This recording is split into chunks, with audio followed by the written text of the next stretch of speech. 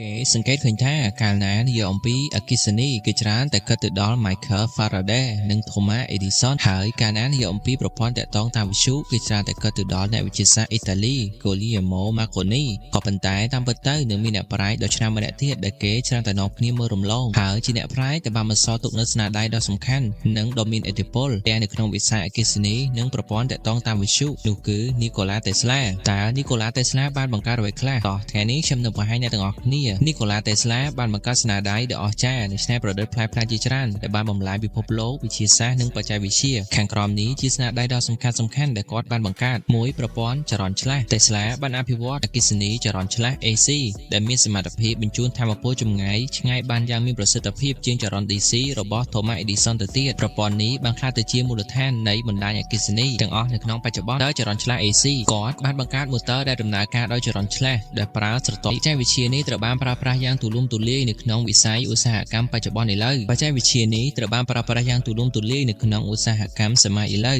3ការបញ្ជូន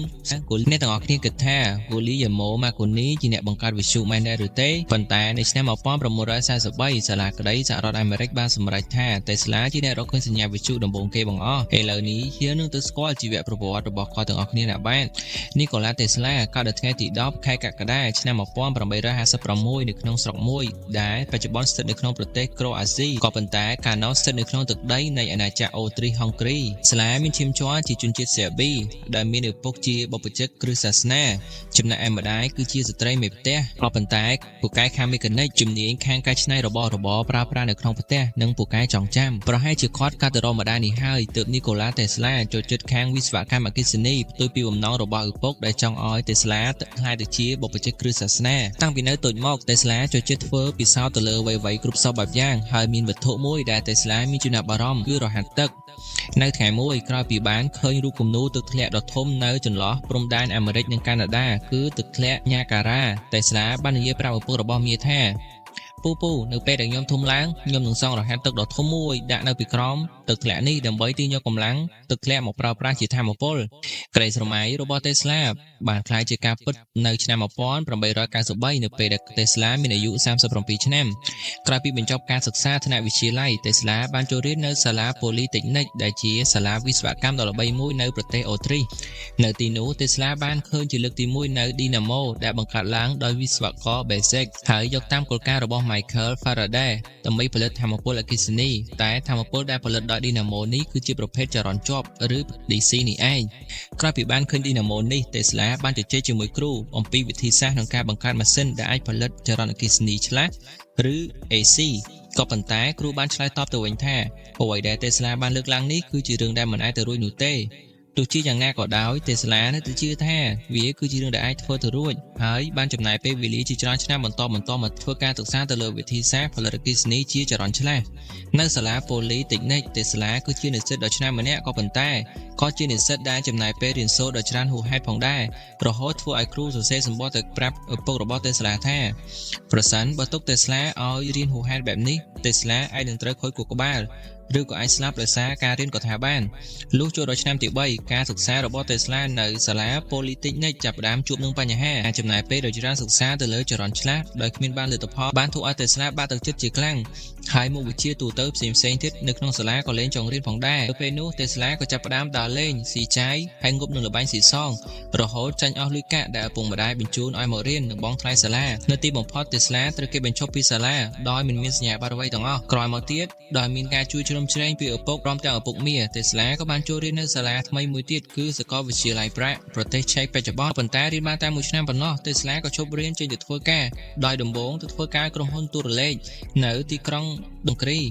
និងបន្តមកទៀតទៅធ្វើការឲ្យកសាខាពងដំពូលភ្លើងរបស់ Thomas Edison នៅក្នុងទីក្រុងប៉ារីសប្រទេសបារាំងគិតមកដល់ត្រឹមនេះ Thomas Edison គឺជាអ្នកជំនួញនិងជាអ្នកជំនាញខាងអគ្គិសនីដ៏ល្បីឈ្មោះបំផុតទាំងនៅក្នុងសហរដ្ឋអាមេរិកនិងនៅអឺរ៉ុបហើយការដែលអាចធ្វើការនៅក្នុងក្រុមហ៊ុនរបស់ Edison គឺជាបំណងប្រាថ្នាដ៏ធំមួយរបស់ Tesla ក្តីស្រមៃកាន់តែធំមួយទៀតរបស់ Tesla គឺចង់ទៅធ្វើការដោយផ្ទាល់ជាមួយនឹង Thomas Edison តែម្ដងគឺនៅសហរដ្ឋអាមេរិកនៅឆ្នាំនៅប៉ារីសបាន2ឆ្នាំ Nikola Tesla ក៏បានសម្រេចចិត្តធ្វើអន្តរប្រវេសន៍ទៅសហរដ្ឋអាមេរិកតែម្ដងហើយបានចូលធ្វើការឲ្យក្រុមហ៊ុន Edison នៅក្នុងទីក្រុង New York ក៏ប៉ុន្តែ Tesla ធ្វើការនៅទីនោះបានប្រមាណជា6ខែតែប៉ុណ្ណោះក៏លាឈប់ពីការងារដោយសារតែមានទំនាស់ជាមួយនឹង Edison គេដឹងថា Nikola Tesla និង Thomas Edison គឺមានគំនិតផ្ទុយគ្នាស្រឡះទាក់ទងនឹងចរន្តអគ្គិសនី Tesla គឺជាអ្នកមានជំនឿយ៉ាងមុតមាំទៅលើចរន្តអគ្គិសនីឆ្លាស់ចំណែកឯ Edison វិញប្រកាន់គំនិតខាងចរន្តជាប់ហើយរចនាសម្ព័ន្ធក្រុមហ៊ុនរបស់ Edison ទាំងមូលទាំងអំពូលភ្លើងអគ្គិសនីទាំងការផលិតនិងការចែកចាយថាមពលអគ្គិសនីគឺសុទ្ធតែរៀបចំឡើងដោយមានមូលដ្ឋានគ្រឹះទៅលើចរន្តជាប់នេះឯងដូច្នេះក្នុងការបំពេញការងារឲ្យ Edison Tesla មិនអាចយកគំនិតរបស់លោកទាក់ទងទៅនឹងចរន្តឆ្លាស់ទៅអនុវត្តបាននោះទេដោយត្រូវធ្វើការតែទៅលើចរន្តជាប់ទាំងស្រុងនៅថ្ងៃមួយ Edison បានឲ្យ Tesla សិក្សាទៅរកវិធីកែលម្អយន្តនៅថ្ងៃមួយ Edison បានឲ្យ Tesla សិក្សារកវិធីកែលម្អយន្តការផលិតអគ្គិសនីដោយម៉ាស៊ីនភ្លើងចរន្តជាប់ដែលសន្យាថាប្រសិនបើ Tesla អាចធ្វើបានជោគជ័យនឹងផ្ដល់ប្រាក់រង្វាន់ចំនួន$50,000នៅពេលនោះគឺជាចំនួនទឹកប្រាក់ដ៏ច្រើនសន្ធឹកសន្ធាប់ពលគឺប្រហាក់$1,200,000បើគិតទៅតាមតម្លៃលុយបច្ចុប្បន្នបើទោះបីជាយ៉ាងនេះក្តីការងារខាងចរន្តជាប់ដែលខ្លួនមិនសូវចូលចិត្តក៏ប៉ុន្តែ Nikola Tesla បានខំព្យាយាមទាំងយប់ទាំងថ្ងៃទោះបីជានេះគឺជាការងារខាងចរន្តជាប់ដែលខ្លួនមិនសូវចូលចិត្តក៏ដោយក៏ប៉ុន្តែ Nikola Tesla បានខំព្យាយាមទាំងថ្ងៃទាំងយប់ទាំងថ្ងៃធ្វើការទាំងថ្ងៃជួបសម្រាកដើម្បីសិក្សាទៅលើបញ្ហាដែល Edison đãឲ្យរហូតទទួលបានជោគជ័យក៏ប៉ុន្តែនៅពេលដែល Tesla ទៅទាមទារយកប្រាក់រង្វាន់ Edison មិនឲ្យ Tesla នោះទេដោយប្រាប់ Tesla ថាការសន្យាផ្ដល់ប្រាក់រង្វាន់ដ៏ច្រើនសន្ធឹកសន្ធាប់នេះគឺគ្រាន់តែជាការនិយាយលេងសើចតែប៉ុណ្ណោះ Tesla អន់ចិត្តនឹង Edison ខ្លាំងមែនទែនក៏បានដើរចេញជប់ធ្វើការឲ្យ Edison ទៀតភ្លាមនោះការចាក់ចេញរបស់ Nikola Tesla មិនទាន់ជាបញ្ហាដែលគួរឲ្យ Edison ព្រួយបារម្ភនោះទេទាល់តែប្រហែលឆ្នាំក្រោយមកទៀតទើប Edison ដឹងខ្លួនថាការបណ្ដាឲ្យ Tesla ចេញពីក្រុមហ៊ុនគឺប្រៀបដូចជាលេងខ្លាឲ្យចូលព្រៃនោះឯងពីព្រោះថាចំណេះដឹងខាងចរន្តឆ្លាស់របស់ Nikola Tesla នេះហើយដែលជួយឲ្យក្រុមហ៊ុនជាដៃគូប្រកួតប្រជែងយកឈ្នះលើចរន្តជាប់របស់ Thomas Edison និងការប្រកួតប្រជែងដ៏ស្វិតស្វាញមួយដែលជួយឲ្យក្រុមហ៊ុនជាដៃគូប្រកួតប្រជែងយកឈ្នះលើចរន្តជាប់របស់ Thomas Edison និងការប្រកួតប្រជែងគ្នាដ៏ស្វិតស្វាញមួយដែលច្រើនហៅតាមភាសាអង់គ្លេសថា War of Current ដែលជាភាសាខ្មែរថាសង្គ្រាមរវាងចរន្ត DC និង AC Western Union របស់ Alfred S. Brown និង Matthew Charles F. Peck បានគាំទ្រគាត់ផ្នែកហិរញ្ញវត្ថុនៅបង្កើតក្រុមហ៊ុន Tesla Electric Company 1887គាត់ជួយ Tesla ក្នុងការបង្កើតម៉ូទ័របញ្ឆេះដែលដំណើរការដោយចរន្តឆ្លាស់ទីបំផុតគាត់ទទួលបានប័ណ្ណស្នាដៃរបស់គាត់នៅឆ្នាំ1888នៅឆ្នាំ1888គាត់ត្រូវបានជួលដោយអ្នកឧស្សាហកម្មឈ្មោះ George Westinghouse ដែលមានការចាប់អារម្មណ៍ចំពោះគំនិតរបស់គាត់ក្នុងការអភិវឌ្ឍ developing ប្រព័ន្ធគ្រប់គ្រងចរន្តអគ្គិសនីឆ្លាស់គ្នានៅទីបំផុតគាត់បានឈ្នះសង្គ្រាមចរន្តលើប្រព័ន្ធ Edison ក៏បានឈ្នះសង្គ្រាមចរន្តលើប្រព័ន្ធ DC របស់ Edison ដែលបង្ហាញពីភាពអស្ចារ្យនៃឧបករណ៍អគ្គិសនីតាមរយៈចរន្តឆ្លាស់បន្ទាប់ទស្សនាការតាំងពិព័រណ៍នៅប៉ារីសនៅក្នុងឆ្នាំ1889មកក្រុមហ៊ុន Tesla បានដឹងអំពីអស្ថិរភាពនៃវិទ្យុសកម្ម Electromagnetic ដែលត្រូវបានបង្ហាញដោយ Heinrich Hertz មិនជួបប៉ុន្មានគាត់បានបង្កើតមន្ទីរពិសោធន៍ផ្ទាល់ខ្លួនហើយបានវិនិយោគពេលវេលានិងធម៌ពលរបស់គាត់ទាំងស្រុងទៅលើការពិសោធន៍ជាច្រើនរួមមានទាំងអំពូល Tesla Coil និងអំពូលប៊ូតុងកាបូនគាត់បានពិសោធន៍លើធម៌ពលនៃអានុភាពអគ្គិសនីនិងភ្លើងបំភ្លឺផ្សេងគាត់ក៏ជាអនុប្រធាននៃវិទ្យាស្ថានអាមេរិកនៃវិស្វករអគ្គិសនីពីឆ្នាំ1892ដល់ឆ្នាំ1894វិទ្យាស្ថាននេះក្រោយមកបានក្លាយទៅជាផ្នែកមួយនៃវិទ្យាស្ថានវិស្វករវិទ្យុនៅកូឡុំប៊ីការធ្វើបាតកម្មនេះត្រូវបានធ្វើឡើងតាមរយៈ Westinghouse Electronics ដែលមានប៉ាតង់របស់គាត់នៅឆ្នាំ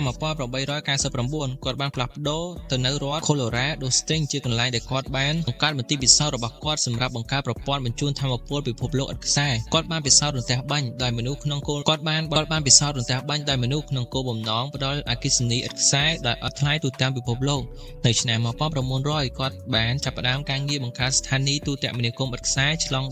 ដែនអាត្លង់តិកនៅ Wardenclyffe ហាងកូឡុង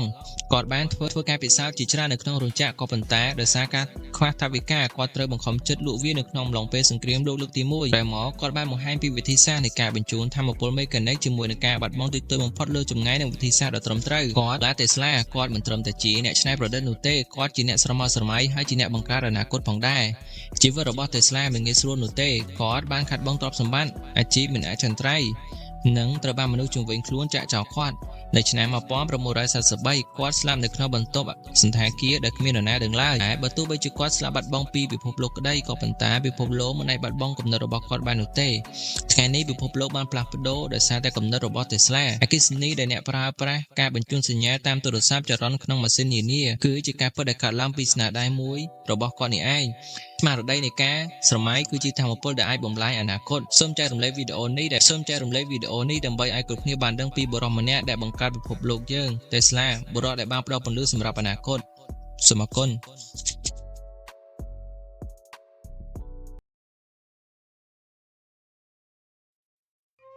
កាលពី100ឆ្នាំមុនលើទឹកដីនៃព្រះអាទិត្យរះសង្គ្រាមមហោឈាមដែលបន្លាយរាប់សតវត្សត្រូវបានបញ្ចប់ក្រោមការដឹកនាំរបស់ត្រកូលទូកុងកាវ៉ាជប៉ុនបានរកឃើញពន្លឺនៃសន្តិភាពជាលើកដំបូង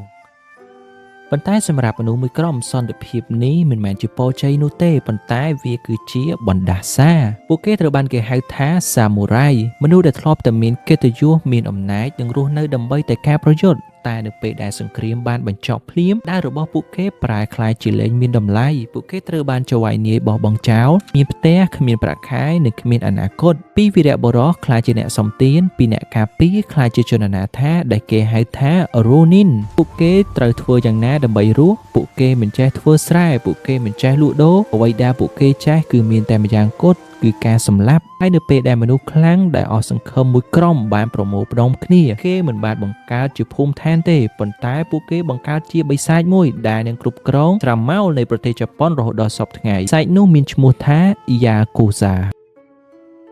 ក្រុមទី1ហៅខ្លួនឯងថា Kabukimono ឬមានន័យថាពួកឆ្កួតពួកគេជាអ្នកចម្បាំងដែលខឹងនឹងពិភពលោកពួកគេស្លៀកខោអាវពណ៌ឆើតកាត់សក់ម៉ូដប្លែកនិងកាន់ដៃសាមូរ៉ៃវែងអូសដីដើម្បីគំរាមគេឯងសកម្មភាពរបស់ពួកគេគឺមានដូចជាចូលហាងហូបអីមិនអោយលុយរំលោភបំពានអ្នកស្រុកនិងកាប់សម្លាប់អ្នកដែលហ៊ានមើលមកពួកគេប្រជាជនជប៉ុនស្អប់នឹងខ្លាចពួកគេដូចខ្មោចប៉ុន្តែនៅមានក្រុមមួយទៀតក្រុមទី2នេះហៅខ្លួនឯងថា Machiyako ឬអ្នកការពារទីក្រុងពួក Machiyako នេះភាគច្រើនជាអ្នកលេងល្បែងអ្នកលក់ដូរនិងជាអតីតសាមូរ៉ៃដែលមានធម៌ក្នុងខ្លួនពួកគេមើលឃើញអំពើខុសខើរបស់ពួក Kabukimono ហើយសម្រេចចិត្តថាពួកយើងត្រូវតែតស៊ូទោះបីជាពួកគេមិនមានដាវល្អដូចជាពួកសាមូរ៉ៃឆ្កួរទាំងនោះតែពួកគេមានសាមគ្គីភាពការប្រយុទ្ធគ្នារវាងក្រុមទាំងពីរនេះបានក្លាយជារឿងព្រេងដែលប្រជាជនជប៉ុននិយាយតគ្នាដូចជារឿង Robin Hood អញ្ចឹងហើយអ្នកដែលឈ្នះក្នុងបេះដូងប្រជាជនគឺពួក Machiyako ហើយជាឬមិនជាគឺក្រុមអ្នកការពារនេះហើយដែលជាបុព្វបុរសពិតប្រាកដរបស់ក្រុម Yakuza សម័យថ្មីតែចោះពាក្យ Yakuza មានន័យថាយ៉ាងម៉េចហេតុអ្វីបានជាឈ្មោះនេះធ្វើឲ្យគេខ្លាចរាប់រយឆ្នាំចម្លើយគឺស្ថិតនៅក្នុងសញ្ញាបៀបន្ទាប់ក្រុម Machiyako រកចំណូលបានពីការបើកបនល្បែងដ៏ពេញនិយមបំផុតសម័យនោះគឺឲ្យ Chukabu ដែលរបៀបលេងវាស្រដៀងនឹង Bia Blackjack ឬ Bia Siku គោលដៅគឺត្រូវយកលេខបូកចូលគ្នាឲ្យបានកន្ទុយលេខ9គឺធំបំផុតតែបើអ្នកចាប់បានសញ្ញាបៀ3សញ្ញាគឺលេខ8លេខ9និងលេខ3 8បូក9បូក3ស្មើនឹង20គឺកន្ទុយលេខ0នៅក្នុងភាសាជប៉ុន8អានថាយ៉ា9អានថាគូ3អានថាសាគុំចូលគ្នាគឺយ៉ាគូសាត្រឹមត្រូវហើយឈ្មោះយ៉ាគូសាមានន័យដើមថាមនុស្សដែលគ្មានតម្លៃឬអ្នកចាញ់ប៉ុន្តែពួកគេដឹងថាសង្គមមើលមកពួកគេជាសម្រាមជាមនុស្សក្រៅច្បាប់ជាមនុស្សដែលគេមិនត្រូវការប៉ុន្តែជំនួសឲ្យការខ្មាស់អៀនពួកគេបែរជាទទួលយកឈ្មោះនេះដោយមោទនភាពពួកគេចង់ប្រាប់ពិភពលោកថាត្រូវហើយពួកយើងជាសម្រាមប៉ុន្តែពួកយើងជាសម្រាមដែលមានអំណាចបំផុតយើងនៅបង្កើតច្បាប់ផ្ទាល់ខ្លួនដែលសំបីតែស្ដេចក៏មិនហ៊ានប៉ះពាល់ដែរយ៉ាគូសាមិនមែនគ្រាន់តែជាក្រុមបងធំវាយគ្នាដូចក្នុងកុនហុងកុងនោះទេប៉ុន្តែពួកគេគឺជាគ្រួសារហើយដើម្បីចូលក្នុងគ្រួសារនេះអ្នកត្រូវតែលះបង់អ្វីគ្រប់យ៉ាងសូម្បីតែជីវិតពិធីសំខាន់បំផុតគឺសាកាស៊ូគីឬការចែករំលែកស្រានៅពេលដែលមេបងធំនិងកូនចៅផឹកស្រាពីពែងតែមួយឈាមរបស់ពួកគេត្រូវបានចាត់ទុកថាលាយបញ្ចូលគ្នារួចរាល់ទៅហើយចាប់ពីវិនាទីនោះទៅជីវិតរបស់កូនចៅគឺជារបស់មេបើមេឲ្យទៅសម្លាប់ត្រូវតែសម្លាប់បើមេឲ្យទៅស្លាប់ត្រូវតែស្លាប់គ្មានសំណួរគ្មានការតវ៉ាចុះបើធ្វើខុសតើពួកគេដាក់ទោសដោយរបៀបណាស សូមស្វាគមន៍មកកាន់ពិធីដែលពិភពលោកខ្លាចបំផុត Yubitsumi គឺការកាត់ម្រាមដៃពេលដែលសមាជិកម្នាក់ណាធ្វើខុសធ្ងន់ធ្ងរគាត់មិនចាំបាច់សុំទោសដោយពាក្យសម្ដីនោះទេគាត់ត្រូវតែយកកាំបិតដាក់លើម្រាមដៃកូនហើយកាត់វាដោយខ្លួនឯងហើយអ្វីត្រូវជាម្រាមដៃកូននេះជាភាពឆ្លាតវៃដ៏សាហាវរបស់ប្រវត្តិសាស្ត្រក្នុងការកាន់ដៃសាមូរ៉ាយម្រាមដៃកូនគឺជាម្រាមដៃដែលប្រើកម្លាំងខ្លាំងបំផុតដើម្បីទប់ដាវឲ្យមានលំនឹងពេលបាត់ម្រាមដៃកូនអ្នកនឹងកាន់ដាវលែងជាប់អ្នកនឹងក្លាយជាមនុស្សខ្សោយជាងមុនហើយពេលអ្នកខ្សោយអ្នកនឹងកាន់តែត្រូវការមេធំដើម្បីការពារអ្នកនេះជាវិធីដែលមេយ៉ាគូសាធ្វើឲ្យកូនចៅចងជាប់នឹងខ្លួនជារៀងរហូតមិនអាចរត់ទៅណាបានទោះចង់ទៅក៏ដោយហើយសញ្ញាសម្គាល់ចុងក្រោយគឺស្នាមសាក់មិនមែនជាការសាក់ដោយម៉ាស៊ីនទំនើបដែលមិនសូវឈឺនោះទេសាក់របស់យ៉ាគូសាត្រូវធ្វើដោយដៃដោយប្រើម្ជុលឫស្សីដោតចូលស្បែកម្ដងមួយរាប់លានដងការចាក់សាក់ពេញមួយខ្នងអាចចំណាយពេលរាប់ម៉ោងនឹងការជឿចាប់ដែលមនុស្សធម្មតាទ្រាំមិនបានវាជាសារប្រាប់ទៅគូសត្រូវថាការជឿចាប់ប៉ុណ្ណេះយើងទ្រាំបានចោះទម្រាំកាប់សម្លាប់ពួកឯងតែយើងខ្លាចអ្វីនិយាយពីច្បាប់និងវាគ្រាន់តែជាទ្រឹស្ដីប៉ុណ្ណោះដើម្បីឲ្យយ៉ាគូសាខ្លាចជាមហាអំណាចពិតប្រាកដវាត្រូវការមនុស្សម្នាក់ដែលហ៊ានធ្វើអ្វីដែលអ្នកដទៃមិនហ៊ានក្នុងប្រវត្តិសាស្ត្រជប៉ុនមានបុរស3នាក់ដែលគេចាត់ទុកថាជាព្រះនៃពិភពងងឹតបុរសទី1គឺកាស៊ូអូតៅកាជាមេដឹកនាំចំនួនទី3នៃក្រុម Yamaguchi Gumiគេដាក់រហស្សនាមឲ្យគាត់ថាគូម៉ាឬខ្លាឃ្មុំហេតុអ្វីទៅព្រោះកាលពីគាត់នៅក្មេងរាល់ពេលវាយគ្នាគាត់មិនប្រើកណ្ដាប់ដៃទេគាត់ប្រើដៃរបស់គាត់ខ្វេះភ្នែករបស់គូសត្រូវភាពសាហាវព្រៃផ្សែងនេះដែលធ្វើឲ្យគូសត្រូវគាត់គ្រាន់តែលើឈ្មោះក៏ញ័រជើងដែរក្រោមការដឹកនាំរបស់ខ្លាឃ្មុំរូបនេះក្រុម Yamaguchi Gumi បានប្រែក្លាយពីក្រុមតូចមួយនៅកំពង់ផែទៅជាអង្គការអ ுக ្រិតកម្មដ៏ធំបំផុតនៅលើពិភពលោកគាត់មានទស្សនវិស័យមួយដែលគួរឲ្យខ្លាចយ៉ាគូសាគឺជាក្រុមហ៊ុនរកស៊ីគាត់ចាប់ផ្ដើមដាក់ហ៊ុនចូលក្នុងវិស័យកីឡាប្រដាល់ការប្រគំតន្ត្រីសូម្បីតែសិល្បៈល្បីចំនួននោះបើចង់ឡើងឆាកត្រូវតែឆ្លងកាត់គាត់នៅឆ្នាំ1978គាត់ត្រូវបានគេលួចបាញ់ចំកញ្ចឹងកនៅក្នុងក្លឹបរាត្រីមួយមនុស្សគ្រប់គ្នាគិតថាចប់ហើយស្ដេចខ្លាឃ្មុំងាប់ហើយប៉ុន្តែគាត់មិនបានស្លាប់ទេគាត់រស់រានមានជីវិតនិងត្រឡប់មកតាមគំតិចពួកអ្នកដែលក្បត់គាត់យ៉ាងសាហាវបំផុតនេះគឺជាមេរៀនមួយកុំដាស់ខ្លាឃ្មុំឲ្យសោះតែការគឺជាស្ដេចនៃផ្លូវងងឹតបុរសទី2នេះគឺជាស្ដេចនៃវិមានរដ្ឋាភិបាលគាត់មានឈ្មោះថា Yushi Okodama គាត់មិនមែនជាអ្នកកាប់ចាក់តាមផ្លូវនោះទេគាត់គឺជាចារកម្មក្នុងសម័យសង្គ្រាមលោកលើកទី2គាត់ធ្វើការឲ្យរដ្ឋាភិបាលជប៉ុនដើម្បីលួចយកធនធានពីប្រទេសចិនដើម្បីបញ្ចប់សង្គ្រាមចប់គាត់ក្លាយជាមហាសេដ្ឋីអ្វីដែលគួរឲ្យតក់ស្លុតបំផុតនោះគឺគាត់គឺជាមនុស្សដែលតភ្ជាប់រវាងយ៉ាគូសានិង CIA របស់សហរដ្ឋអាមេរិកនៅទសវត្សរ៍ទី60នៅពេលដែលអាមេរិកចង់ទប់ស្កាត់កុម្មុយនីសនៅជប៉ុនពួកគេមិនប្រើប៉ូលីសនោះទេពួកគេប្រើគូដាម៉ានិងកូនចៅយ៉ាគូសារាប់ម៉ឺននាក់របស់គាត់ដើម្បីបង្ក្រាបបាតុកម្មគាត់មានអំណាចខ្លាំងដល់ថ្នាក់ក្រុមហ៊ុនផលិតយន្តហោះអាមេរិកត្រូវសោកលុយខាត់រាប់លានដុល្លារដើម្បីឲ្យជួយនិយាយឲ្យរដ្ឋាភិបាលជប៉ុនទិញយន្តហោះនេះជាភស្តុតាងដែលថាយ៉ាគូសាមិនមែនគ្រាន់ជាអ្នកលេងទេពួកគេគឺជាដៃគូរបស់រដ្ឋប៉ុន្តែដោយពាក្យចាស់ថាភ្នំមួយមិនអាចមានខ្លាពីរនៅឆ្នាំ1984ក្រោយស្ដេចខ្លាឃ្មុំស្លាប់ពិភពយ៉ាគូសាបានបែកបាក់សមាជិកជាង 10000 នាក់បានបះបោរនិងបង្កើតក្រុមថ្មីឈ្មោះ Ichiwa Kai សង្គ្រាមស៊ីសាច់ហុតឈាមដ៏ធំបំផុតក្នុងប្រវត្តិសាស្ត្រជប៉ុនបានផ្ទុះឡើងវាត្រូវបានគេហៅថាសង្គ្រាម Yamaichi នេះមិនមែនជាការវាយគ្នាក្នុងកុនទេពួកគេប្រើកាំភ្លើងបាញ់រះនៅកណ្ដាលភ្លើងស្តុបពួកគេបើកឡានដឹកប្រេងបុកចូលផ្ទះគូសត្រូវហើយពួកគេថែមទាំងប្រើគ្រាប់បាយទៀតផងខ្សែជប៉ុនចុះផ្សាយរាល់ថ្ងៃថ្ងៃនេះស្លាប់2នាក់ម្សិលមិញស្លាប់3នាក់ប្រជាជនជប៉ុនរស់នៅក្នុងភាពភ័យខ្លាចចំណុចកំពូលនៃរឿងនេះនៅពេលដែលមេដឹកនាំថ្មីរបស់ Yamaguchi Gumi ត្រូវបានឃាតករលួចបាញ់សម្លាប់នៅមុខចន្ទារយន្តនៃខុនដូរបស់ស្រីស្នេហ៍ព្រឹត្តិការណ៍នេះហើយដែលធ្វើឲ្យរដ្ឋាភិបាលជប៉ុននិយាយថាឈប់បានហើយយើងមិនអាចឲ្យពួកឯងធ្វើជាស្ដេចទៀតទេហ ហើយនោះគឺជាចំណុចចាប់ផ្ដើមនៃការដួលរលំរបស់យ៉ាគូសាពេលវេលាបានផ្លាស់ប្ដូរដែលសាមូរ៉ាយត្រូវបានជំនួសដោយកាំភ្លើងនិងលុយដុល្លារក្រោយសង្គ្រាមលោកលើកទី2ជប៉ុនបានរីកចម្រើនយ៉ាងលឿនយ៉ាគូសាក៏ដូចគ្នាពួកគេមិនត្រឹមតែជាអ្នកលេងល្បែងតាមចិញ្ចើមផ្លូវទៀតទេពួកគេបានក្លាយទៅជាអ្នកជំនួញពួកគេមានក្រុមហ៊ុនសំណង់ក្រុមហ៊ុនអចលនទ្រព្យនិងសូម្បីតែទីភ្នាក់ងារតារាបង្ហាញម៉ូដពួកគេជាអ្នកនៅពីក្រោយវិស័យកំសាន្តនិង Adult Industry ដ៏ធំបំផុតនៅជប៉ុននៅទសវត្សរ៍ឆ្នាំ1980 Yakuza ខ្លាំងដល់ថ្នាក់ពួកគេអាចកំណត់ថាតើនរណាគួរធ្វើជានាយករដ្ឋមន្ត្រីជប៉ុនប៉ុន្តែអ្វីដែលចម្លែកនោះគឺនៅពេលដែលមានគ្រោះរញ្ជួយដីកូបេនៅឆ្នាំ1995អ្នកដែលទៅដល់កន្លែងកើតហេតុមុនគេដើម្បីចែកទឹកនិងអាហារដល់ជនរងគ្រោះមិនមែនរាជរដ្ឋាភិបាលនោះទេគឺឡានដឹកទំនិញរបស់ក្រុម Yamaguchi Gumi ក្រុម Yakuza ដ៏ធំបំផុត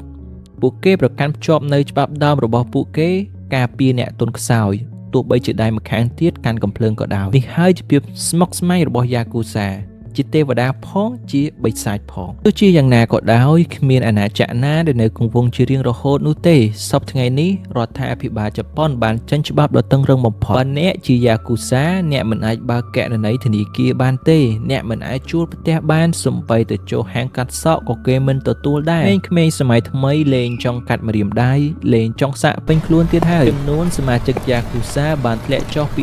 18,000 នាក់មកនៅត្រឹមតែប្រមាណ 10,000 នាក់ប៉ុណ្ណោះហើយភាគច្រើនសុទ្ធតែជាមនុស្សចាស់ដែលមានវ័យចំណាស់50ឆ្នាំតែនេះជាទីបញ្ចប់នៃរឿងព្រេង400ឆ្នាំហើយមែនទេប្រហែលជាមែនឬប្រហែលជាមិនមែនព្រោះតារាប់ណានៅតែមានពន្លឺវាតែងតែមានស្រមោលហើយនៅក្នុងស្រមោលនោះវិញ្ញាណរបស់សាមូរ៉ាយចុងក្រោយដែលមានឈ្មោះថា Yakuza នៅតែរងចាំពេលវេលាដើម្បីត្រឡប់មកវិញសូមអរគុណសម្រាប់ការទស្សនាហើយនេះគឺជា ODI Imaginationនៅថ្ងៃទី25ខែកក្កដាឆ្នាំ2024មានយន្តហោះខ្នាតតូចមួយមើលទៅគ្មានអ្វីគួរឲ្យសង្ស័យនោះទេបានចុះចតនៅពលានយន្តហោះឯកជនមួយនៅក្នុងទីក្រុង El Paso រដ្ឋ Texas លើយន្តហោះនោះមានបុរសដែលត្រូវបានគេចាត់ទុកថាជាអ្នកដែលកិច្ចខ្លួនមានតម្លៃខ្ពស់ជាងគេបំផុតនៅលើពិភពលោកគេមានរង្វាន់ចាប់ខ្លួនដល់ទៅតម្លៃ$15 លានឯណោះហើយបានបាត់ខ្លួនលើសពី15ឆ្នាំមកហើយទោះបីជាយ៉ាងណាក៏ដោយគេមានទ្រព្យសម្បត្តិសរុបប្រមាណជា$10,000 លានហើយគ្រប់គ្រងអង្គការសារធាតុញៀនបំផុតពិភពលោកបុរសនោះមានឈ្មោះថា Ismael Zambada Garcia ហើយគេបានស្គាល់គាត់ថាជា El Mayo គឺជាអ្នកលាក់ខ្លួនយ៉ាងសម្ងាត់បំផុតម្នាក់លើផែនដីនេះទោះបីជាគាត់ជាអ្នកកិច្ចខ្លួនចម្បងក្នុងពិភពលោកក៏ដោយក៏ប៉ុន្តែមានរូបថតនៃគាត់តិចតួចតែប៉ុណ្ណោះឈ្មោះរបស់គាត់បានផ្សាយចេញជាលើកដំបូងនៅក្នុងសារព័ត៌មាននៅឆ្នាំ2018នៅពេលដែល Hiroki Hosman ដែលគេស្គាល់ថាជា El Chapo ត្រូវបានចាប់ខ្លួននៅពេលដែលសវនកម្ម El Chapo បានធ្វើឲ្យគណៈវិនិច្ឆ័យភ្ញាក់ផ្អើលយ៉ាងខ្លាំងដោយគាត់បាននិយាយថាទោះបីមនុស្សជាច្រើនជឿថាគាត់ជាមេអ ுக ្រិតកម្មក៏ដោយតែជាក់ស្ដែង El Chapo គ្រាន់តែជាអ្នកជំនួសតែប៉ុណ្ណោះសម្រាប់មេដែលពិតប្រាកដនៃក្រុម Sinaloa Cartel គឺ El Mayo El Chapo បានបង្ហាញអ្វីដែលមនុស្សជាច្រើននៅមេស៊ីកូបាននិយាយជាច្រើនឆ្នាំមកហើយគឺថា El Mayo ជាអ្នកគ្រប់គ្រងក្រុម Sinaloa ជាច្រើនទសវត្សរ៍មកហើយធ្លាប់ត្រូវចាប់ឃុំឬចំណាយពេលសូម្បីតែ1វិនាទីនៅក្នុងគុកឡើយតែគាត់អាចធ្វើបានដោយរបៀបណា El Mayo បានចាប់ផ្ដើមនៅក្នុងការងារនេះជាយូរយារណាស់មកហើយនៅពេលគាត់នៅជាយុវជនគាត់បានធ្វើការជាដៃគូសហការជិតស្និទ្ធជាមួយក្រុមហ៊ុនដើមបង្អស់នៃក្រុម Guadalajara ជំនួសឲ្យការរកប្រាក់បានយ៉ាងឆាប់រហ័សនិងផ្សងជីវិតក្នុងគ្រោះថ្នាក់ El Mayo ជៀសវាងពីសកម្មភាពដែលពិបាកដោយធ្វើការជាដៃគូឯករាជ្យជាមួយក្រុម Guadalajara ដឹកជញ្ជូនសារធាតុញៀនខុសច្បាប់ពីមេស៊ីកូទៅសហរដ្ឋអាមេរិកប៉ុន្តែនៅឆ្នាំ1984ជីវិតរបស់ El Mayo ត្រូវបានបំផ្លាញទាំងស្រុងនេះកើតឡើងបន្ទាប់ពីក្រុម Guadalajara បានចាប់យកជំនួយការ EDA ម្នាក់ឈ្មោះរបស់គាត់គឺ Kiki Camarena ដែលគាត់បានរកឃើញកសិដ្ឋានដាំអាភៀនដ៏មហាសាលរបស់ក្រុម Guadalajara ដែលមានតម្លៃលើសពី$1,000 លានឯណោះដូច្នេះដែរក្រុម Guadalajara បានចាប់យកភ្នាក់ងារ EDA ហើយបានសម្លាប់គាត់សហរដ្ឋអាមេរិកមានការខឹងសម្បារជាខ្លាំងនិងចាប់ផ្ដើមប្រតិបត្តិការដ៏ធំបំផុតនៅពេលនោះដែលគេដាក់ឈ្មោះថា Operation Legend ពួកគេបានចាប់មេក្រុម3នាក់របស់ក្រុម Guadalajara ព្រមទាំងអ្នកពាក់ព័ន្ធ11នាក់ផ្សេងទៀត នេះបានបញ្ចប់អាជីវកម្មរបស់ក្រុម Fadala Chara ហើយបន្ទាប់មកគ្មានការដឹកជញ្ជូនសារធាតុញៀនពីមេស៊ីកូទៅអាមេរិកទៀតឡើយមិនមែនទេនេះជាការនិយាយលេងតែប៉ុណ្ណោះអ្វីដែលកើតឡើងពិតប្រាកដនោះគឺក្រុម Fadala Chara បានបែងចែកចេញជា3ក្រុមទី1គឺក្រុម Juarez ក្រុម Tijuana និងក្រុម Sinaloa ក្នុងរយៈពេលតែប៉ុន្មានថ្ងៃសង្គ្រាមបានផ្ទុះឡើងពីព្រោះក្រុមថ្មីនៃក្រុមទាំង3នៃក្រុមហ៊ុនគ្រឿងញៀនបានប្រយុទ្ធគ្នាដើម្បីដណ្ដើមអំណាច El Mayo ត្រូវបានគេបង្ខំឲ្យធ្វើអ្វីដែលគាត់តែងតែជៀសវាងពីដើមមកគឺការជ្រើសរើសយកក្រុមមួយក្នុងសង្គ្រាមនៃក្រុមទាំង3នេះ El Mayo ជាមិត្តល្អជាមួយ El Chapo ហើយបន្ទាប់ពីមានការជំរុញជាច្រើន El Mayo បានចូលរួមជាមួយក្រុម Sinaloa Cartel អ្វីដែលបានកើតឡើងបន្ទាប់គឺយ៉ាងហោចណាស់គ្រោះថ្នាក់មានដល់ជីវិតរបស់គាត់ទាំង El Mayo និង El Chapo ត្រូវបានវាយប្រហារប៉ុនប៉ងសម្លាប់ជាច្រើនដងនៅពេលមួយក្រុមប្រជែង Tijuana បានដាក់គ្រាប់បែកក្នុងឡានរបស់ El Mayo ប៉ុន្តែនៅពេលដែលវាផ្ទុះ El Mayo មិនបានបើកឡាននោះទេបន្ទាប់ពីការប្រយុទ្ធព័ត៌មានសម្ងាត់បានបង្ហាញនឹងការចាប់ខ្លួនជាច្រើនរបស់ក្រុម Juarez និងក្រុម Tijuana El Chapo និង El Mayo បានទទួលជោគជ័យហើយពួកគេបានគ្រប់គ្រងក្រុមហ៊ុនគ្រឿងញៀនដ៏ធំបំផុតលើពិភពលោកហើយ El Chapo ជាអ្នកដឹកនាំនិង El Mayo ជាដៃស្ដាំ El Chapo បានចំណាយពេលនៅក្នុងគុកពីឆ្នាំ1993ដល់ឆ្នាំ2001ហើយបន្តម្ដងទៀតពីឆ្នាំ2014ដល់ឆ្នាំ2015ក្នុងអំឡុងពេលដែល El Mayo ក្លាយជាអ្នកមេដឹកនាំនៃក្រុមហ៊ុនគ្រឿងញៀនមួយនេះប៉ុន្តែគាត់តែងតែប្រគល់តំណែងមេដឹកនាំឲ្យ El Chapo វិញនៅពេលដែល El Chapo ត្រូវបានដោះលែងចេញពីគុកតែប៉ុន្មានខែបន្ទាប់នៅថ្ងៃទី8ខែមករាឆ្នាំ2016ជីវិតរបស់ El Mayo ត្រូវបានបញ្ចប់ម្ដងទៀតនោះគឺ El Chapo ត្រូវបានចាប់ខ្លួនជាលើកទី3ប៉ុន្តែពេលនេះមិនដូចជារាល់ដងទៀតនោះទេព្រោះគេត្រូវបានបញ្ជូនទៅសហរដ្ឋអាមេរិកដែលមិនអាចទទួលសំណូកឬកិច្ចខ្លួនចេញពីគុកបានទៀតឡើយដោយសារតែ El Chapo បានស្ថិតនៅក្នុងគុកវាបានធ្វើឲ្យ El Mayo ក្លាយជាមនុស្សសំខាន់បំផុតនេះមានន័យថាគាត់ជាគោលដៅមួយដ៏សំខាន់សម្រាប់រដ្ឋាភិបាលអាមេរិកនិងក្រុមគ្រឿងញៀនផ្សេងទៀតដែលជាដៃគូប្រកួតប្រជែងនៅប្រទេសមេស៊ីកូផងដែរប៉ុន្តែការចាប់ El Mayo មិនមែនជារឿងងាយស្រួលនោះទេគាត់បានសម្រេចចិត្តរស់នៅក្នុងរោងភ្នំ Sinaloa ដែលមានកងកម្លាំងអន្តោប្រវេសន៍ផ្ទាល់ខ្លួនដែលមានឈ្មោះថា MZ Special Forces គាត់ខុសពី El Chapo ដែលស្រឡាញ់ភាពរីករាយនិងចូលចិត្តបង្ហាញខ្លួននៅទីសាធារណៈ El Mayo ធ្លាប់ធ្វើសម្ភាសតែម្ដងគត់ប៉ុណ្ណោះនៅឆ្នាំ2010វាគឺជាបទសម្ភាសមួយដែលបានថតរូបពីសន្លឹកហើយវាក៏ជារូបដែលល្បីបំផុតផងដែរប៉ុន្តែ El Mayo មានបញ្ហាធំមួយបន្ទាប់ពី El Chapo ត្រូវបានចាប់ខ្លួនមានការប្រកួតប្រជែងអំណាចនៅក្នុង Sinaloa El Mayo បាននិយាយថាគាត់គួរតែជាអ្នកដឹកនាំប៉ុន្តែកូនរបស់ El Chapo Los Capitos បាននិយាយថាគាត់ទេគួរតែជាអ្នកដឹកនាំ Capitos ត្រូវបានស្គាល់ថាជាមនុស្សដែលមានវ័យក្មេងនិងមានទ្រព្យសម្បត្តិច្រើនក៏ប៉ុន្តែមានចរិតឆ្កួតឆ្កួត Los Capitos ចង់បានអំណាចនេះបានបណ្ដាលឲ្យមានសង្គ្រាមផ្ទៃក្នុង Sinaloa យ៉ាងពេញលេញក្រុមរបស់ El Mayo បានប្រយុទ្ធប្រឆាំងរបស់ជាមួយក្រុម Chapitos រឿងត្រូវបានធ្វើឲ្យមានភាពលំបាកទៅនៅឆ្នាំ2019ពេលដែលកូនប្រុសរបស់ El Chapo មានឈ្មោះ Ovidio ត្រូវបានចាប់ខ្លួនដោយកងកម្លាំងជនជាតិមេស៊ីកូរឿងនេះបានធ្វើឲ្យក្រុម Chapitos មិនសុខចិត្តនិងបានធ្វើបាតកម្មយ៉ាងខ្លាំងក្លានៅក្នុងទីក្រុងពួកគេបានសម្លាប់ពលរដ្ឋជាច្រើននិងបានបំផ្លាញផ្ទះសម្បែងផងដែរប៉ុន្តែក្រុមរបស់ El Mayo បានបដិសេធក្នុងការចូលរួមជាមួយទោះបីជា El Mayo មិនបានគាំទ្រក៏ដោយក៏ប៉ុន្តែ Chapitos ក៏ទទួលបានសម្រេចជោគជ័យផងដែរប្រធានាធិបតីមេស៊ីកូបានបង្ហាញចេញនូវសេចក្តីថ្លែងការណ៍ជាសាធារណៈដោះលែង Ovidio ដើម្បីជួយសង្គ្រោះជីវិតពលរដ្ឋផ្សេងទៀត